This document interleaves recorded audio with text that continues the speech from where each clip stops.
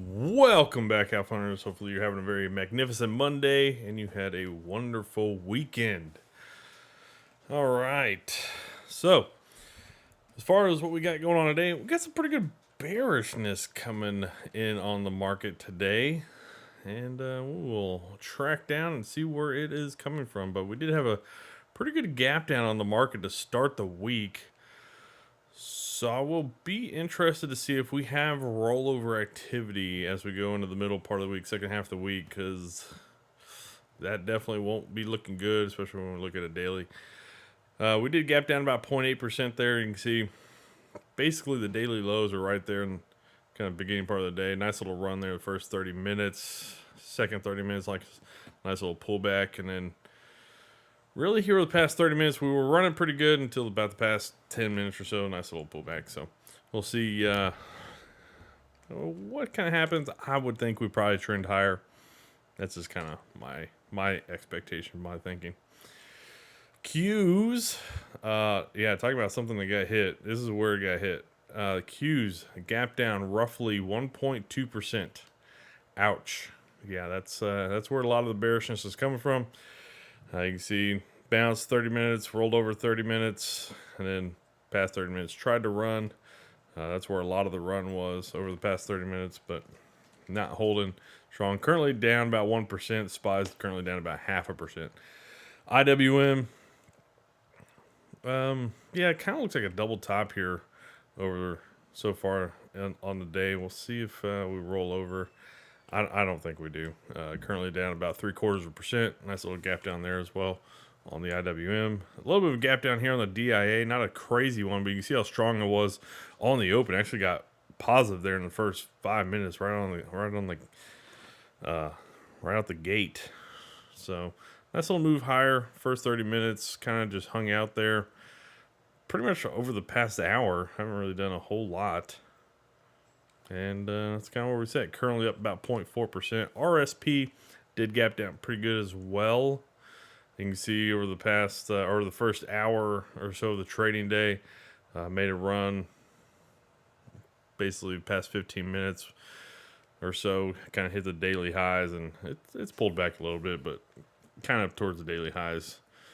So not looking horrible there on the RSP. Currently up 0.15%. If we take a look at the daily kind of picture, this was kind of that spot where you got on that RSP where it's like, yeah, you're just kind of in the middle of nowhere here. I mean, unless you're looking at some previous technical levels, but you had these double tops back here from back in the summer, back in July, and it basically kind of wound up being about where that 200 moving average is. So it makes sense that you were gonna get a lot more orders probably stacked in there just from the various different reasons. Some people buy off the 200, some people buy off pivot levels. So, kind of makes sense that you're going to probably just get more orders to kind of come in that level. And there you go. Anyways, RSP, not looking horrible. Obviously, you definitely want to see it continue higher because we roll over from here. Ooh, especially with how we'll look at SPY and Qs, man. I mean, this thing could definitely be breaking that 200, and then we're looking at some much lower levels. As far as the DIA, yeah, this one's kind of a tricky one. Obviously, we had this consolidation area back over in September, beginning of October, and got this little pivot level here as well back in the beginning of November. So all that right there is basically where we are. We're in between the moving averages. So let me see. Are we hitting anything on a weekly? Now we're in between it on the weekly moving averages as well. So yeah, it's just kind of an interesting spot there for the DIA. But I mean, we bounced there before. We could definitely bounce there again. IWM hitting right into that 200 moving average today. We tried to bounce kind of off of it Friday, but it's kind of where these pivot levels are. These 200 moving averages are okay. Qs was moving down to the I mean, I guess this pivot level we kind of have back here from July. It's about all I got. I mean, we got a little bit of a pullback into that previous high spot here, when we were kind of had a breakout there in November, pulled back there and moved higher. That's kind of where we are again. It's also where the 100 moving average is. Not quite to that 100 moving average, but yeah, it's an interesting pivot levels there. And then the SPY, interesting one here about the SPY is we actually filled this gap finally back on November 5th today. So yeah, we did fill that gap and trying to get to that 100. I don't think we will. I think we will probably wind up bouncing now. We kind of talked about that on Friday and the market outlook that, this could have been across a lot of these markets, that A, B, C, D, E type of kind of correction, consolidation. And so very much could be that we've barely taken out some of these previous lows, and it is what it is. Usually when you get like barely that wick or barely a break below that A, it's very not to say it's like a guarantee, but it's a pretty good possibility that then you'll go down and barely take out the previous low, which would be that C wave, right? So the C barely took out the A, made a pretty good bounce, but the problem is D, the D wave never made it above B, so then therefore it sets up the pretty good possibility you're going to come down to take out the C for the E. And it's not to say, that, oh man, I'll be looking to play the possibility of being bearish up here around the B pivot level next time this D forms and go down to the E. These are kind of rare. They don't happen all that often. They're more like to freak people out kind of things. So whenever you try to play these ABCs and you get bullish off the C wave, you're gonna have a little bit of a stop loss, a little bit of a possible buffer here, for the simple fact that if you come down and make that E, it could be just one that this allows you to lower your cost of entry, buy the dip a little bit more, that kind of stuff. So I will be very interested though to see just how this winds up playing. Do we roll down by the end of the day today? Because we are breaking through some of these, moving average type levels, and we're in that area. You see here on the SPY, we get a pretty large gap here, or air pocket here, and the Qs hasn't gotten down to its 100 moving average yet, but it is down pretty good amount today. So yeah. If and that's kind of the thing, is it had a pretty good air pocket in between that 50 and the 100 here as well. So all that being said, I think I'd rather just be a little bit bullish here for now. Still, I get it. It's never comfortable, but that's just kind of the way I kind of look at it right now. VIX moved higher. Obviously, we gapped up. VIX opened higher. Okay. This is also kind of where we topped out several times over the previous few months. 3 times back in September, October, and November was basically roughly about the high of today. I mean, it's possible maybe it goes a little bit higher. The thing that'll be, actually, let me go back to the VIX. The thing that'll be interesting to see is if we continue to move a little bit lower on the market, and maybe we kind of just hang out and go sideways. So if we start to do that, I'd be very cautious. Maybe even look to just say flip some positions. So if the VIX isn't doing much, to kind of like pulling back a little bit or just going sideways, and you start to see the markets breaking down, like it is trending a little bit lower right now, I would be looking to be flipping some positions. Maybe go a little bit bearish until you see that VIX spike and people start to respect some bearish activity. That'd be my mindset. So yeah, a lot of things kind of go on in those pullbacks. DXY though, dollar looking pretty strong, continuing higher. Again, getting back up to some of those highs that we put in over the past 2 years. So there you go. GLD Gold Trust finally pulling back a little bit. It was looking really good there on Friday. Still above the moving averages, so it could just be a quick pullback.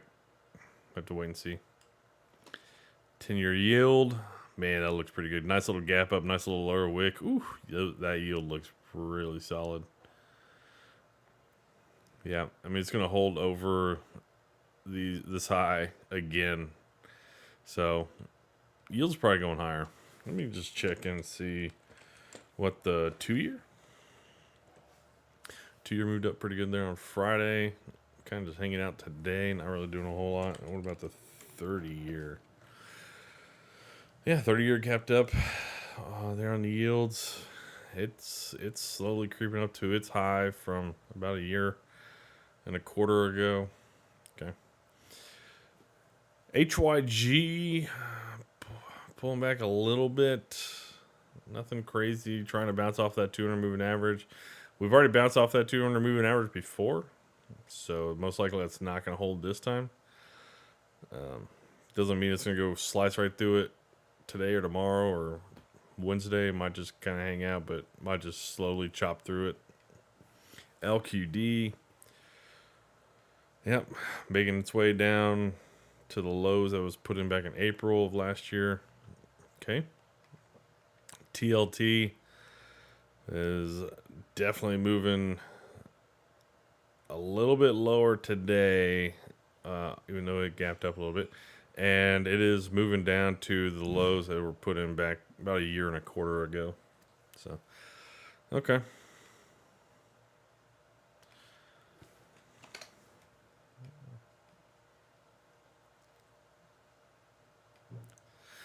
And as far as sector rotation for the day, energies leading the way. Materials doing pretty good. Healthcare, industrials, financials, real estate, staples all doing pretty well.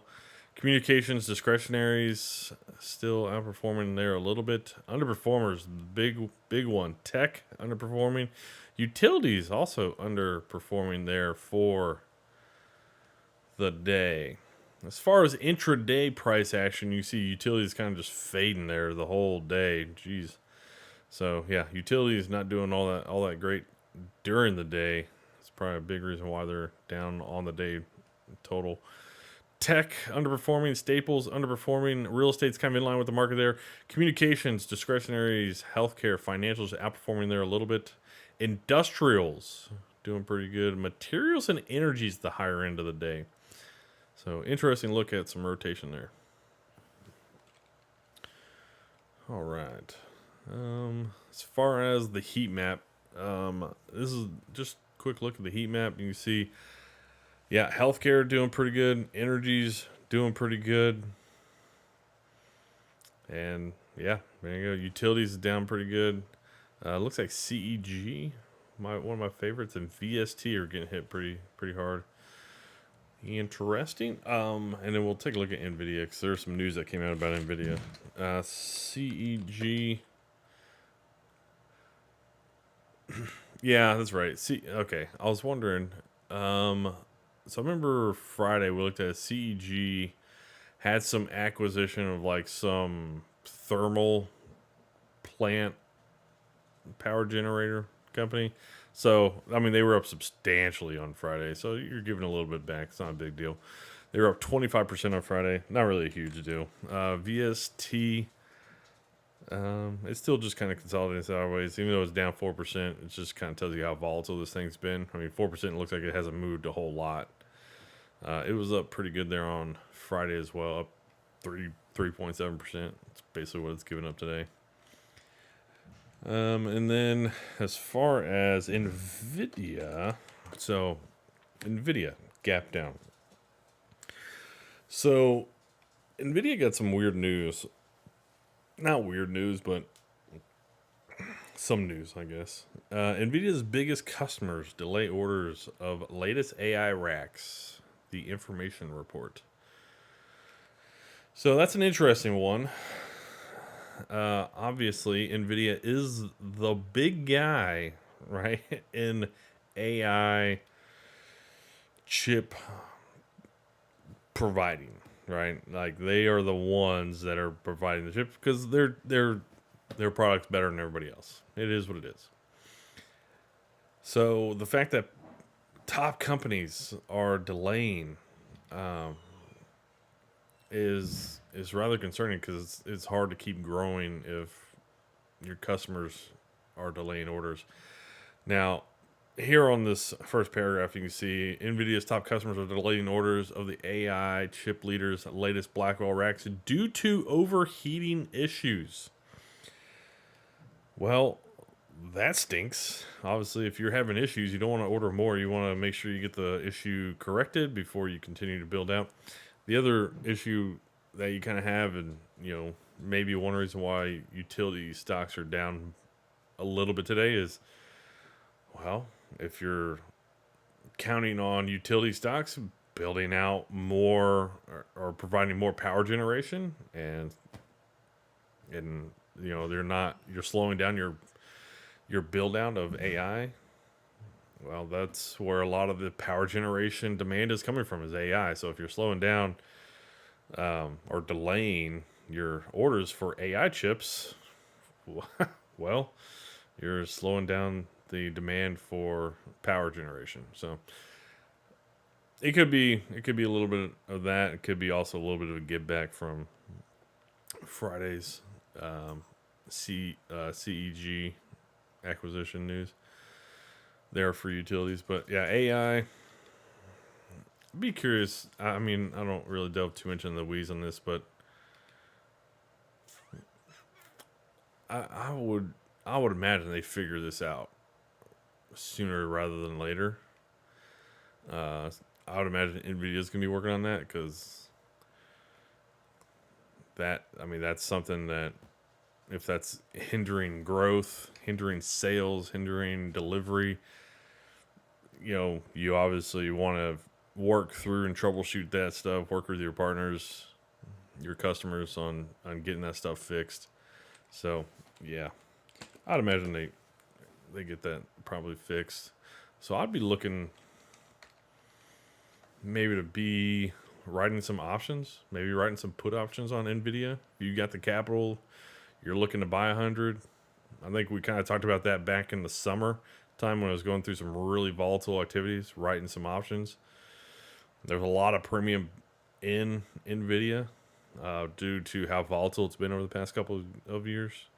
So not a bad way to kind of go to say, hey, you know what? I don't mind taking on 100 shares, and 120 level might not be bad. So there's probably some pretty good premium out there. You probably have plenty of flexibility to do that as to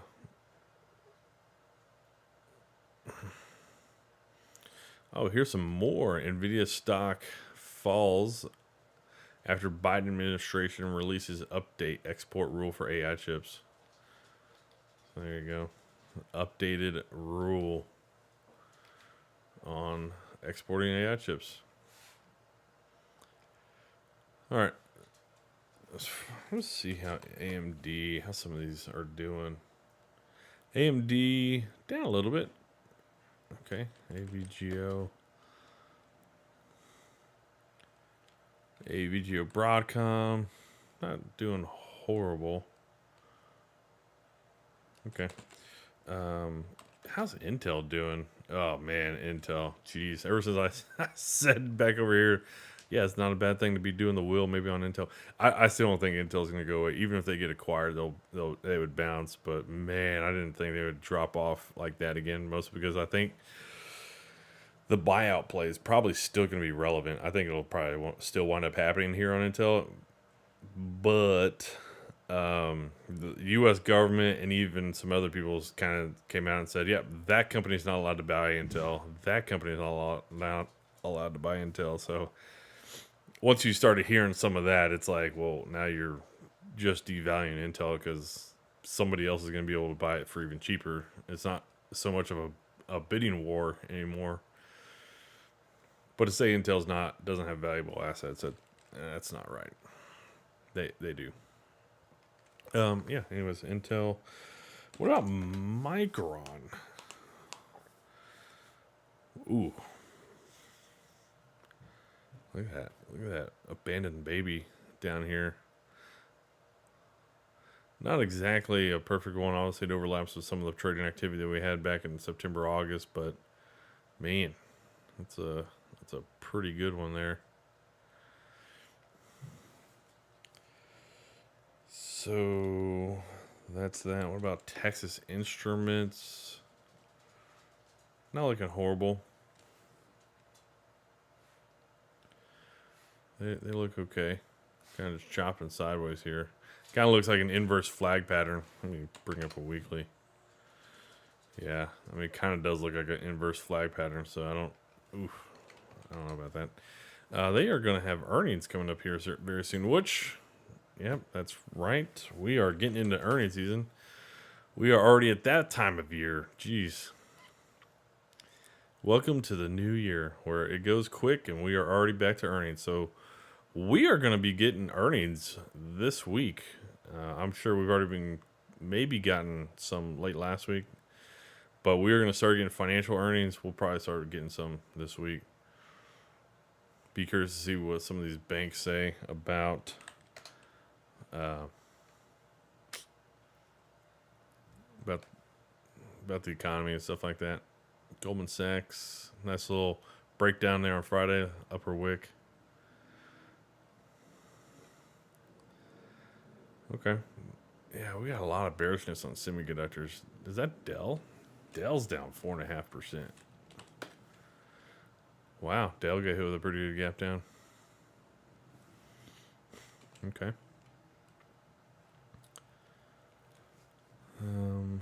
CrowdStrike. Yeah, CrowdStrike's down 2.8. Palo Alto Networks down 3.5. Palantir down 4%. Yeah, we got some pretty good pockets of bearishness out there in tech world. I mean, all the big tech guys are down pretty good amount.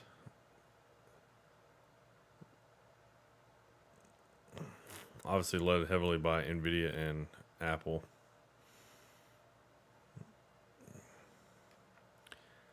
Yeah, the rest of the market's not too bad. It's just that waiting in big tech is just really crushing SPY today. We got some pretty good pockets of bullishness though. Even in tech, there's some pretty good spots. Mostly defense contractors. Defense contractors are doing pretty good today. Okay. General Dynamic. NOC, Northrop Grumman. Up pretty good. I wonder what's going on here. Why are defense contractors getting bought up? I mean, it did just go through like 3 months of some pretty good bearishness, but they are seeing some pretty good bullish activity today. So I would be keeping an eye on this area. Definitely keeping an eye on this area. RTX, the other one. RTX, nice little, very subtle pullback here over the past couple of months. Jeez. All right, that'll do it. I would be willing to say we probably see a little bit more bullishness going forward on the market, but I mean we are steadily getting through some nerve-wracking levels, and if you start to see the market kind of roll over, maybe afternoon today, Tuesday, Wednesday, I mean don't be afraid to maybe possibly just cut your losses if you're trying to be bullish, and or flip it and just go bearish. Look for a decent level lower. I mean, we got some pretty good levels lower that you could play. Have a little short play down to. All right, Alpha Hunters, you have a great rest of your day. Take care.